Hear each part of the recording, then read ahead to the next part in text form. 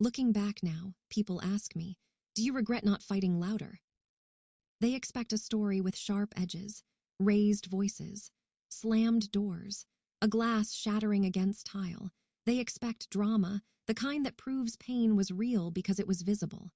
They want me to say I wish I had screamed, that I should have exposed him, that I should have humiliated him the way I felt humiliated. But my answer has never changed.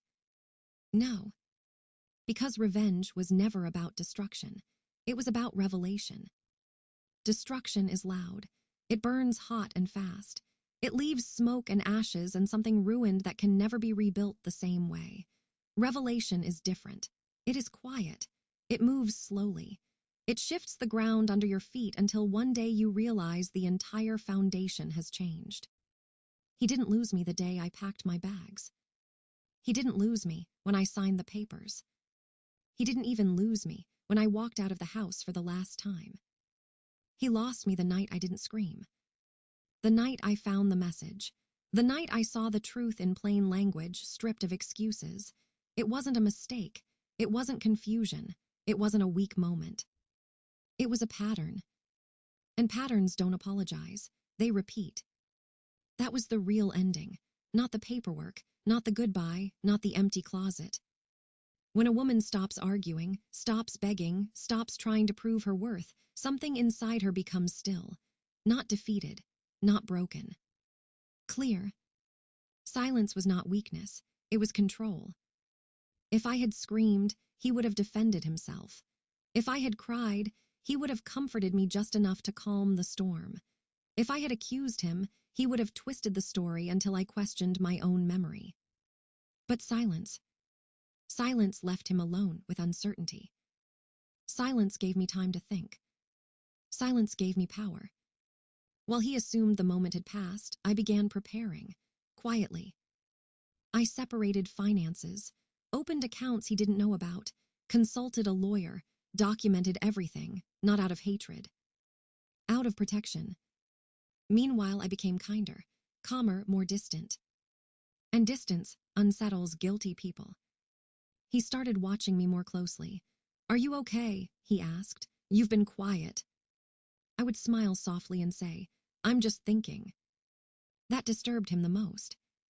Because when a woman starts thinking instead of reacting, she is already ahead. Weeks passed. He grew restless. The affair continued, but something shifted. He could feel it even if he couldn't name it. Energy changes before circumstances do. One night he asked me, Are you happy? I looked at him and answered honestly. I'm at peace. Peace is dangerous. Peace means you are no longer fighting to keep something. You are preparing to release it. After I left, I heard she confronted him. He told her the truth, that I was gone, that divorce was real, that there was no turning back. The excitement faded. It is thrilling to date a complicated man. It feels romantic to believe you are the exception, the savior, the better choice. It is heavier to date a broken one. She believed she was an upgrade. Instead, she became a replacement. And replacements live with a permanent question whispering in the background. If he betrayed someone with me, will he betray me too? Trust built on betrayal never feels steady. It wobbles, it trembles, it waits for the next crack. That was not revenge. That was consequence. My new apartment was small, simple, quiet. The first night there, I expected loneliness to swallow me whole. I thought the silence would echo too loudly. Instead, I felt light. There were no hidden phones charging in odd places, no late-night work emergencies, no intuition tugging at my chest, warning me something wasn't right. Just silence. Safe silence. I rebuilt slowly. New routines, morning walks, therapy sessions, journals filled with hard truths, reflection that didn't blame but also didn't excuse. Healing is not dramatic. It is repetitive. It is choosing every day not to text him, not to stalk their pictures, not to romanticize the version of him that never truly existed. Some days I missed him. Not the lies. Not the betrayal. Just the version of him I believed in, the future I imagined, the safety I thought we had. But clarity kept me steady. Love without respect is not love.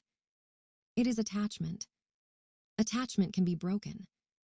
Respect, once lost, rarely returns unchanged. Weeks later, he sent a message. I didn't realize what I had. I read it, I felt the weight of it, and then I put my phone down. I did not respond. Realization, after loss, is not redemption. It is education. And some lessons are expensive. People often mistake noise for strength. They think empowerment requires confrontation. That power must be loud to be real. But sometimes strength is quiet. Sometimes it is lowering your voice instead of raising it.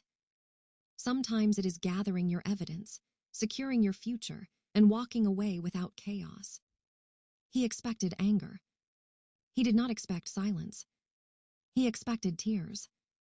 He did not expect strategy. He believed loyalty was permanent, that it would stretch and bend and forgive endlessly.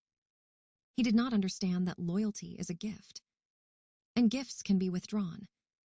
When someone betrays real love, they do not just lose a partner. They lose the one person who would have stayed through storms, the one who defended them in rooms they weren't in, the one who believed in their potential when they doubted themselves, the one who chose them fully without a backup plan. That kind of loyalty is rare.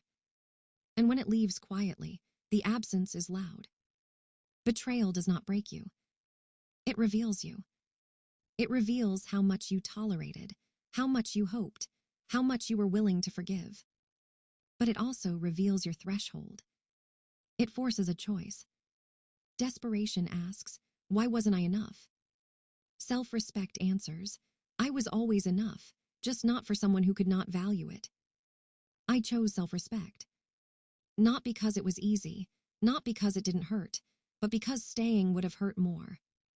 He did not lose me when I walked out the door. He lost me the night I chose silence. The night I chose dignity. The night I chose peace over performance. And that loss, that quiet, irreversible loss, was louder than any scream I could have made.